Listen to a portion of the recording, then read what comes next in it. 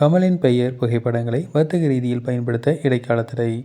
நடிகர் கமலஹாசனின் பெயர் புகைப்படங்களை வர்த்தக ரீதியில் பயன்படுத்த இடைக்கால தடை விதித்து சென்னை உயர்நீதிமன்றம் உத்தரவிட்டுள்ளது.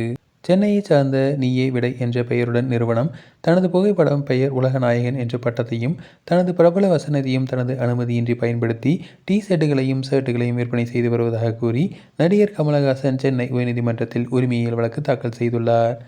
இந்த வழக்கு நீதிபதி செந்தில்குமார் ராமமூர்த்தி முன் விசாரணைக்கு வந்த நிலையில், தனி உரிமையை பாதுகாக்கும் வகையில் நீயே விடை நிறுவனம் மட்டுமல்லாமல் வேறு எந்த நிறுவனங்களும் தனது பெயர், புகைப்படம், பட்டங்களையும் வசனங்களையும் தனது அனுமதியின்றி பயன்படுத்த தடை விதிக்க வேண்டும் என நடிகர் கமல்ஹாசன் தரப்பில் ஆஜரான மூத்த வழக்கறிஞர் சதீஷ் பாரசரன் மற்றும் வழக்கறிஞர் விஜயன் சுப்பிரமணியம் ஆகியோர் வாதிட்டனர்.